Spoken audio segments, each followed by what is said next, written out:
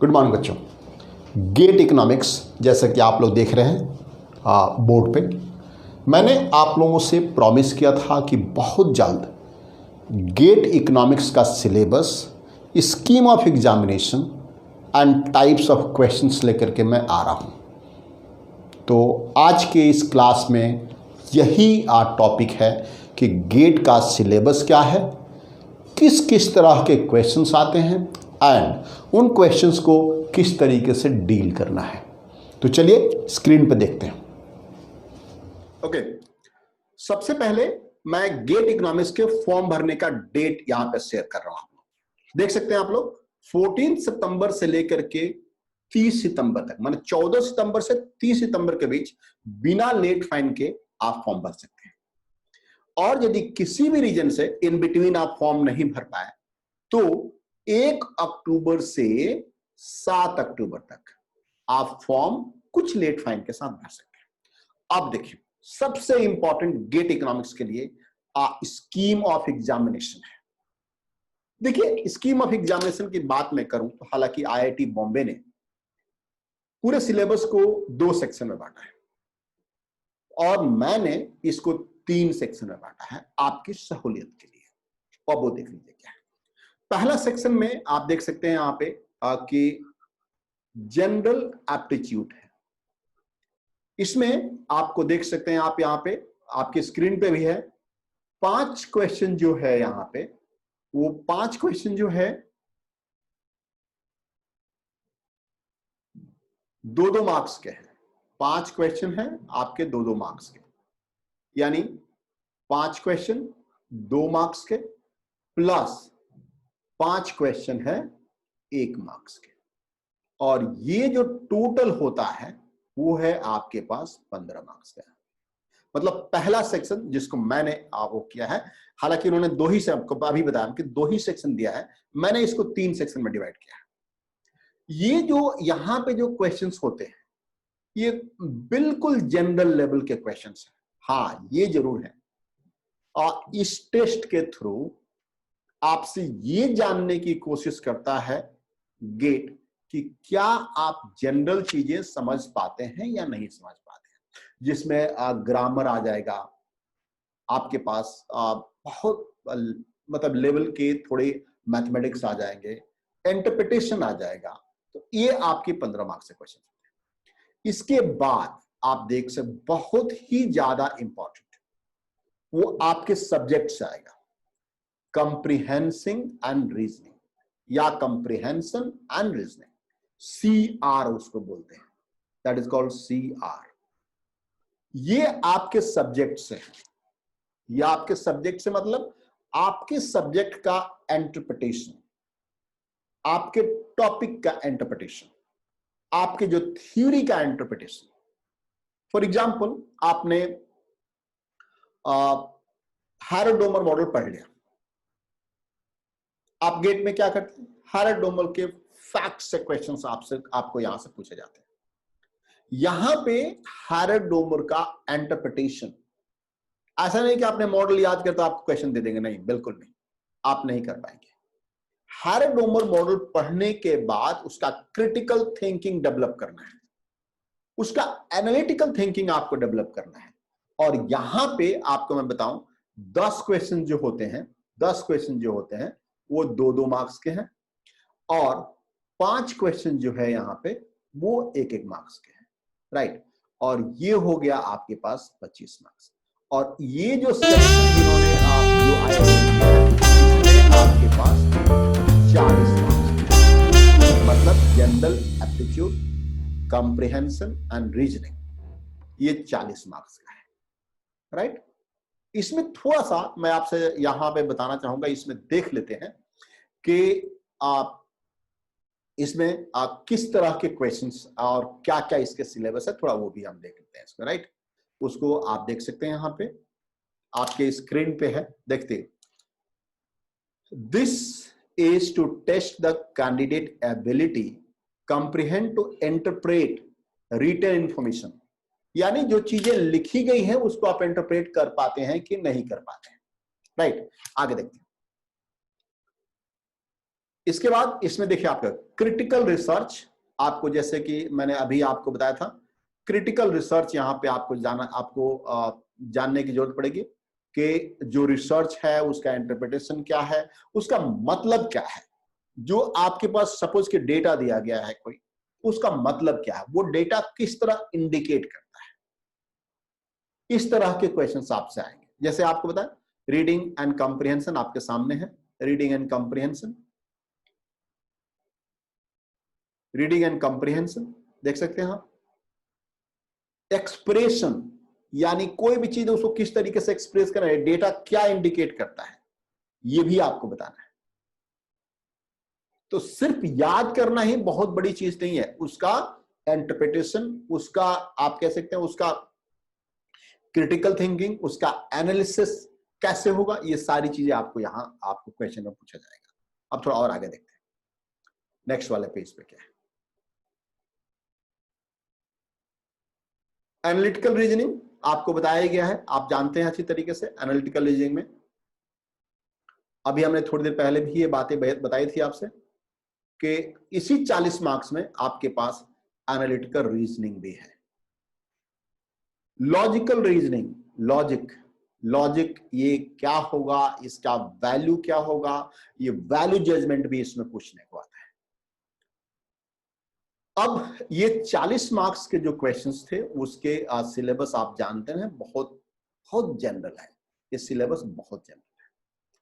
अब हम आते हैं आपके इकोनॉमिक्स में, जो आपका अपना सब्जेक्ट, हालांकि यहां भी अपने ही सब्जेक्ट से पूछा जाएगा, यहां भी अपने ही सब्जेक्ट से पूछा, कोई स्टेटमेंट दे देगा, कोई पैराग्राफ दे देगा और उससे क्वेश्चंस आपको करने हैं, उसका इंटरप्रिटेशन कैसे होता है उसका क्वेश्चन करने हैं।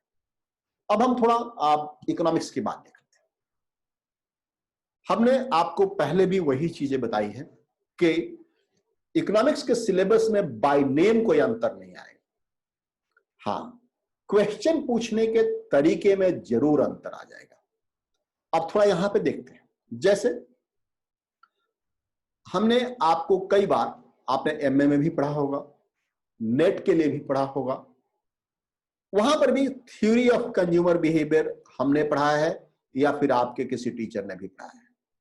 थ्योरी ऑफ कंज्यूमर बिहेवियर, उसमें आप कार्डिनल यूटिलिटी पढ़े हैं, जानते हैं आप अच्छी तरीके से। ऑर्डिनल यानी इंडिफरेंस का अप्रोच पढ़े हैं, कंज्यूमर प्रेफरेंस पढ़े हैं, नेचर ऑफ यूटिलिटी फंक्शन पढ़े हैं आप, मार्सिलियन एंड हिक्सियन डिमांड पढ़ा है।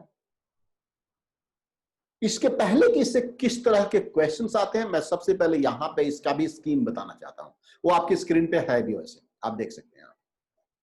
यानी इसमें से आपके इकोनॉमिक्स में से जो आपका कोर सब्जेक्ट है इकोनॉमिक्स, जो आपका कोर सब्जेक्ट है, इसमें आपके पास 20 क्वेश्चंस आएंगे 2-2 मार्क्स के। 20 क्वेश्चन 2-2 मार्क्स, ये कितने हो गए 40 मार्क्स। और 20 क्वेश्चंस आएंगे इसके 1-1 मार्क्स के, और ये हो गए 20 मार्क्स, ये हो गया टोटल 60 मार्क्स। 60 मार्क्स और ये वाला 40 मार्क्स, तो ये टोटल जो एग्जाम होता है वो आपका 100 मार्क्स का एग्जाम होता है, राइट, 100 मार्क्स का एग्जाम होता है। अब आपने मुझे लगा कि आपको देख करके ये सिलेबस बड़ा आसानी लगा कि यार हम तो सर तो नेट में पढ़ाते ही हैं, यूजीसी नेट में पढ़ाते ही हैं और इसमें कुछ खास नहीं है, हम गेट भी क्लियर करते हैं। डेफिनेटली गेट आप क्लियर कर जाएंगे, ऐसा कुछ नहीं है कि आप गेट नहीं क्लियर करेंगे, लेकिन यहां पे मैं थोड़ा सा कुछ आपके आंखें खोलना चाहता हूं कि इसमें आपने नेट में किस तरह का क्वेश्चन आपके इनकाउंटर करते हैं, आप किस तरह के क्वेश्चन से आपका सामना सामना होता है, और यहां पे किस तरह का क्वेश्चन से आपका आमना सामना होने वाला है, वो देख लीजिए।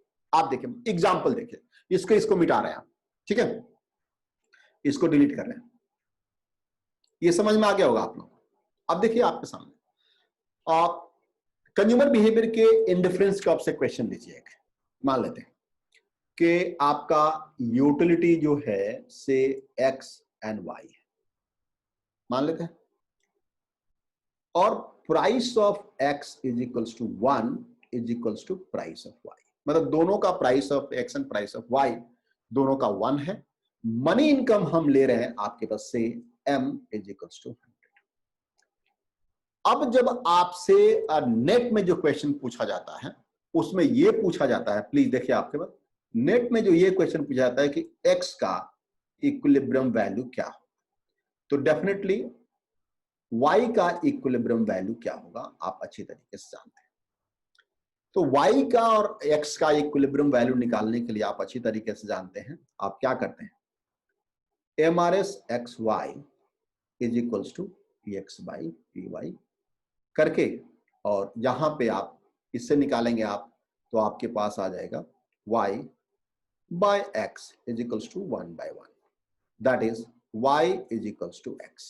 यहां तक आपको पता है, और ये भी पता है, इसको आप बजट कंस्टेंट में डाल देंगे, that is what, m equals to px into x plus py into y। और यहां पे आप यदि इसको सॉल्व करेंगे, मैं यहां सॉल्व नहीं करूंगा, तो आपके पास x की जो इक्विलिब्रियम वैल्यू आएगी वो आएगी आपके पास कितनी, 50, और y की भी इक्विलिब्रियम वैल्यू जो आएगी वो भी आएगी आपके पास 50। y एंड x की दोनों की इक्विलिब्रियम वैल्यू जो आएगी आपके पास वो भी 50-50 आएगी, ठीक है। y भी यहां पे 50 आ जाएगा, आप अच्छी तरीके से जानते हैं, और इसको करके आप सॉल्व भी कर सकते हैं, यहां पे कहीं कोई लोचा नहीं है। अब आप देखिए इसमें आपसे पूछता है कि हिक्सियन कंपनसेटेड डिमांड की वैल्यू क्या है। हाँ, यहां पे इसे अब थोड़ा और आगे बढ़ गया। आपको मैंने हिक्सियन में आपको समझाया हुआ है कि, या जो भी हमने बताया आपको जहां पर भी बताया है, ये देखिए हिक्स में आप क्या करते हैं, ये देखिए आप, ये आपके पास इनिशियल बजट लाइन होता है, और ये आपकी इक्विलिब्रियम होती है, और यहां पे हमने 50 यूनिट इसका लिया हमने x का, और 50 यूनिट ही हमने y का लिया है। ये क्लियर है, आप जानते हैं इसमें। अब मान लेते हैं कि प्राइस घटता है, किसी भी रीजन से प्राइस घटता है, राइट, तो और हिक्स के अनुसार आप उसको इस तरीके से कंपनसेट करते हैं, ध्यान रखिएगा मैं वही चीज बता रहा हूं, इसी तरीके से कंपनसेट करते हैं जिस तरीके से कि उसका यूटिलिटी कांस्टेंट रहे, और ये आप बता देते हैं ये वाला पॉइंट कि ये आपका हिक्सियन सब्स्टिट्यूशन है, ये आप बता के चलते हैं, यहीं पे आपका काम खत्म हो जाता है। और नेट में आप बोलते हैं कि ये आप सब्स्टिट्यूशन इफेक्ट नेगेटिव है, पॉजिटिव है, या इसका क्या वैल्यू है, ये सब आप जानते हैं। अब जैसे ही आप नेट के ऊपर गेट इकोनॉमिक्स के लिए जाएंगे तो इसकी वैल्यू और इसकी वैल्यू भी फाइंड आउट करना पड़ेगा, यानी अलजैब्रिकली और न्यूमेरिकली दोनों तरीके से आपको सब्स्टिट्यूशन इफेक्ट की वैल्यू, हिक्सियन सब्स्टिट्यूशन इफेक्ट की वैल्यू फाइंड करना पड़ेगा। अब आप देख लेते हैं उसको कैसे, देख लीजिए प्लीज। यहां पे मैं आपको थोड़ा पेशेंस रखना पड़ेगा। ये देखिए आप जानते हैं u गिवन है, यहां पे u is equals to x y, right, और आप इसमें इस तरीके से कर सकते हैं कि x की वैल्यू कितनी है 50, y की वैल्यू कितनी है 50, तो आपकी u इक्वल्स टू वैल्यू कितनी आ गई 2500 आ गई, वेरी गुड, इतना आपको आता है। अब आप यहां से एक इक्विलिब्रियम निकालिए, यहां से, जैसे आपके पास पता है ना आपको क्या होता है, आपके पास y by x is equals to p x by p y, यही है, हमने पीछे भी बताया आपको। अब इसकी वैल्यू इसको इस तरीके से कर सकते हैं क्या आप, that is p x into x is equals to p y into y, कर सकते हैं। और x की वैल्यू क्या आएगी आपके पास, x की वैल्यू क्या होगा आपके पास P Y by P x into Y, यानी आपके पास x के इक्विलिब्रियम वैल्यू ये आ गई, आगे ना। अब आप इसमें सिंपल सा बात, y की वैल्यू भी आप ऐसे निकाल सकते हैं, y की इक्विलिब्रियम वैल्यू क्या होगा that is similarly px by py into x। कर सकते हैं? बहुत सही। अब ये वाली वैल्यू आप जो देख रहे हैं, थोड़ा ये सीखना होता है। ये वाली जो वैल्यू आप जो देख रहे हैं, ये वाली वैल्यू या फिर ये वाली वैल्यू, यानी इसको हम इक्विलिब्रियम वैल्यू कहते हैं। ये आप यूटिलिटी में डाल दीजिए, यहां यूटिलिटी में डाल दीजिए आप। ये देखिए, यहां यूटिलिटी में डालिए तो u is equals to x, और y की वैल्यू क्या है आपके पास? यहां पे y की वैल्यू ये है, that is px by py into x. ये है ना आपके पास। तो y u की वैल्यू क्या आ गई आपके पास? X square into P X by P Y, P X by P Y. अब थोड़ा थियोरिटिकल रीजन पे जाइए। हिग्स क्या कहता है कि यूटिलिटी आपकी कांस्टेंट होनी चाहिए। हिग्स कहता है यूटिलिटी कांस्टेंट होनी चाहिए। अब आपको यहां पे x की वैल्यू चाहिए ना, ये वाली x की वैल्यू चाहिए। जहां यूटिलिटी कांस्टेंट होता है इनकम को कंपनसेट करने के बाद, वही चाहिए। तो अब आपको यहां से x ढूंढना है, यहां से x ढूंढना है, x ढूंढना है ना। तो आपको यूटिलिटी को कांस्टेंट रखना पड़ेगा, ठीक है। अब लेकिन इसके लिए ये आपको हमें डिलीट करना पड़ेगा। तो आप देख, फिर मैं डायग्राम बना दूंगा, इसको डिलीट करते हैं। ये देखिए,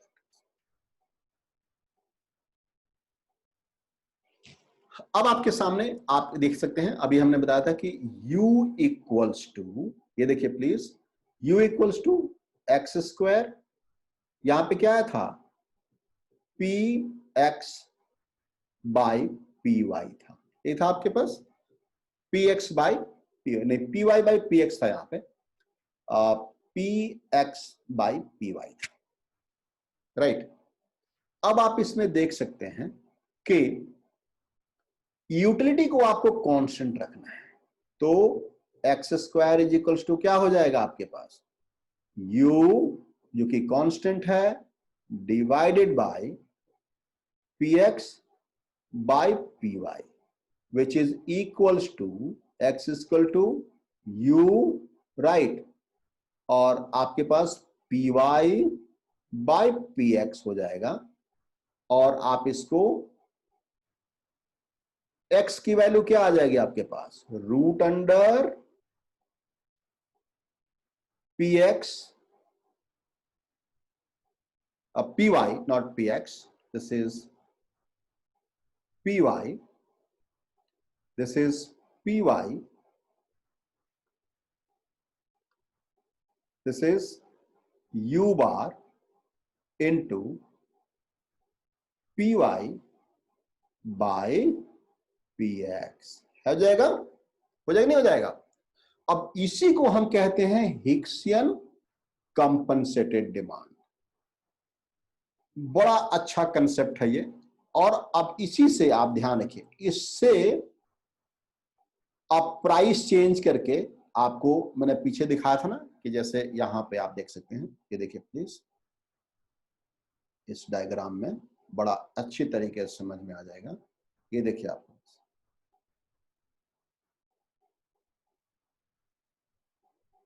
प्राइस घटा तो इनकम को यदि आपने कंपनसेट करा, आपने कंपनसेट करा, तो ये और ये इसकी वैल्यू क्या आएगी? तो उसी तरीके से पीएक्स की वैल्यू को चेंज करके ये अमाउंट आप फाइंड कर सकते हैं। तो इस तरीके से आपके गेट में इस तरह से क्वेश्चंस आते हैं।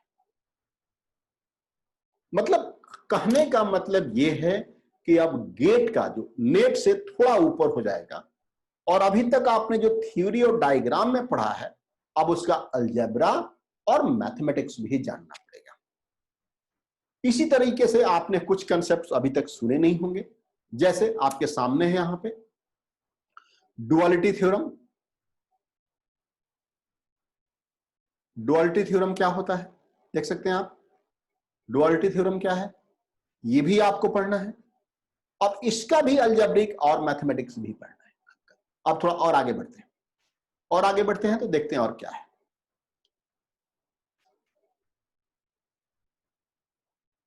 आप देखिए सेम चीज आपके पास अगेन वही चीजें सारी आ गई जो आपने अभी तक पढ़ा हुआ है। ऐसा नहीं है कि आपने नहीं पढ़ा हुआ है, देख सकते हैं आप। आपने स्लत्स्कियन इक्वेशन, हाँ स्लत्स्की पढ़ा है आपने, अगेन स्लत्स्कियन इक्वेशन नहीं पढ़ा है। जैसे हिग्स का कंपनसेटेड डिमांड हमने आपको डायग्राम में बताया है, यहां हमने इसमें इस तरीके से नहीं बताया था, लेकिन अब आपको इस तरीके से पढ़ना है। सेम चीज स्लत्स्की का डायग्राम बताया हमने आपको, इसका इक्वेशन नहीं बताया हमने आपको, इसके न्यूमेरिकल वैल्यू नहीं बताया है। सेम चीज आप देखिए, आप लोग ये चीज होमोथेटिक प्रेफरेंसेस, ईलर थ्योरम, रिविल प्रेफरेंस थ्योरम, ये बड़ी सारी चीजें अब आपको आगे करते जाएंगे और आपको सारी उसी लेवल पे उसी तरीके से आगे आपको बढ़ना है। माइक्रो के बाद आगे देखते हैं मैक्रो में क्या है। मैक्रो में भी सेम चीज, मतलब इसमें कुछ डिफरेंस नहीं है, डिफरेंस वही है कि आपको कुछ क्वेश्चन पूछने के तरीके। इसको थोड़ा सा मैं डिलीट करना चाहता हूं यहां पे।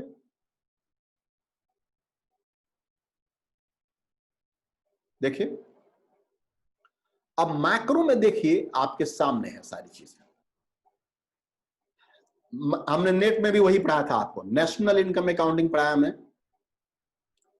आपके पास, ओपन एंड क्लोज इकोनॉमी में दोनों में हमने आपको नेशनल इनकम अकाउंटिंग पढ़ाया। बट इस बार अब क्या हो जाएगा, थोड़ा इसे और थोड़ा ऊपर जाकर के आपको सोचना पड़ेगा। सोचना इन द सेंस सिर्फ थ्योरी एंड न्यूमेरिकल से काम नहीं चलेगा, उसका इंटरप्रिटेशन क्या होगा। कोई भी स्टेप्स गवर्नमेंट लेती है तो उसका क्या रिजल्ट आएगा, अब थोड़ा सा एजम्पशन से हट के इस पे काम करना पड़ेगा। Again classical and Canadian framework आपको कई बार बताया हमने आपको, सेम चीज एब्सोल्यूट इनकम हाइपोथेसिस कीन्स वाला, उसका भी और analysis, life cycle hypothesis, relative income hypothesis, permanent income hypothesis, ये सारी चीजें आपको सेम, सिलेबस तो वही है, नाम नहीं बदल सकता। नाम बदलेगा क्या, नाम बिल्कुल नहीं बदलेगा, राइट। इसके बाद वही सेम चीज यहां पे, हाँ एक और चीज यहां पे इन्होंने वो किया है, जब आप नेट में पढ़ते हैं, जब आप नेट के लिए पढ़ते हैं तो आप क्या करते हैं, आपके पास जो मनी एंड बैंकिंग का अलग से आप सिलेबस लेकर के पढ़ते हैं, right. Money and banking, banking का जो है वो अलग से सिलेबस लेकर के आप पढ़ते हैं, यही पढ़ते हैं ना, अलग से सिलेबस लेकर पढ़ते हैं। यहां पे मैक्रो में ही इन्होंने इंक्लूड कर दिया है, यानी यहां पे macro, right, macro plus money and banking, plus money and banking कर दिया, मनी एंड बैंकिंग, ये दोनों को एक में इन्होंने कंबाइन कर दिया है, राइट। ये आपको समझने की जरूरत है। आईएसएलएम मॉडल वही चीज, फिर से मैं आपको बार बार यही चीजें कह रहा हूं कि यहां देख सकते हैं, जैसे लिक्विडिटी ट्रैप, इसका भी न्यूमेरिकल होता है, आईएसएलएम का न्यूमेरिकल होता है। देख लीजिए आपके आईएसएलएम, आपके पास एडाप्टिव एक्सपेक्टेशन, रैशनल एक्सपेक्टेशन, और इनके क्रिटिक क्या कहते हैं, ये सारी चीजें आपको जाननी है। इसके बाद देखते हैं, इसके बाद देखते हैं कि और क्या है। Statistics, econometrics and mathematics, this is the most important topic of the GATE economics। आपने यदि मेरे से पढ़ा हुआ है और चाहे कहीं पर भी, इको पाठशाला पे, अनअकैडमी पे, कहीं पर भी मेरे साथ मेरे कॉलेज में पढ़ा हुआ आपने, तो मैंने अभी तक आप लोगों को जितनी जरूरत है उतनी ही बताया है। यानी मैथमेटिक्स में जहां पे जैसे लैग्रांजियन हमने बताया है, हमने आपको मैक्सिमा मिनिमा बताया है, हमने मैट्रिसेस बताया है, हमने जहां पे जो जरूरत है उसके अनुसार हमने बताया, हमने आपको बताया है। इसमें वैसा नहीं चलेगा, यहां पे आपको रॉ मैथ प्लस उसका इंटरप्रिटेशन भी पूछता है। स्टैटिस्टिक्स में हम ज्यादा ध्यान देंगे आपको किसमें, हाइपोथेसिस टेस्टिंग में। उससे भी ज्यादा हम रिग्रेशन एनालिसिस में, और डिफरेंट तरह के रिग्रेशन एनालिसिस, एस्टिमेशन मेथड। अब यहां पे आपको, अभी तक हमने सिर्फ ओएलएस पढ़ा था, यहां पे हम मैक्सिमम लाइक्लीहुड मेथड भी पढ़ेंगे।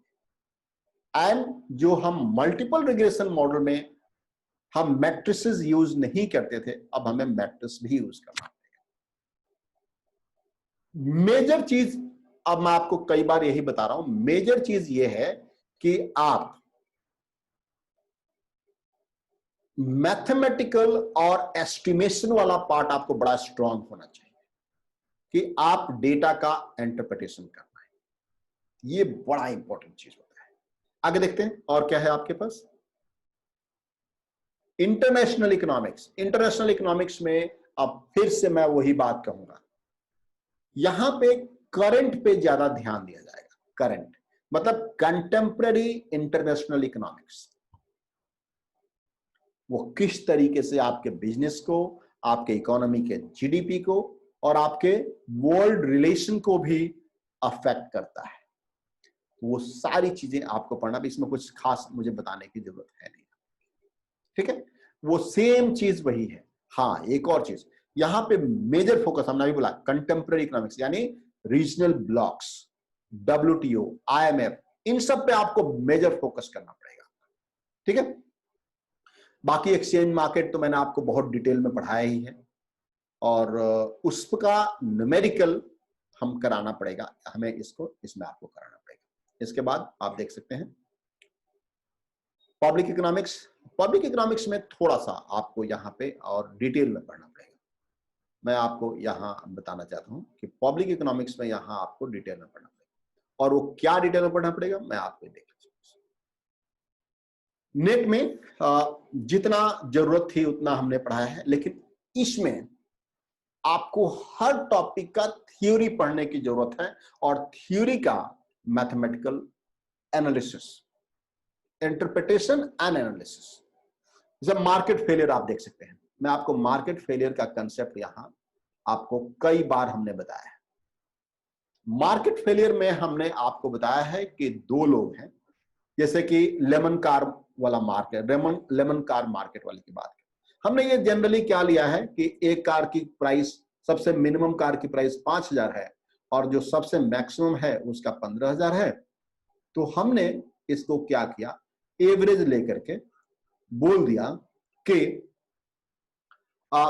जो बायर है वो मैक्सिमम इतना, वर्स्ट कार के लिए इतना देना चाहेगा और बेस्ट कार के लिए ये देना चाहेगा। लेकिन अब नहीं, गेट में आपकी प्रोबेबिलिटी भी आ जाएगी।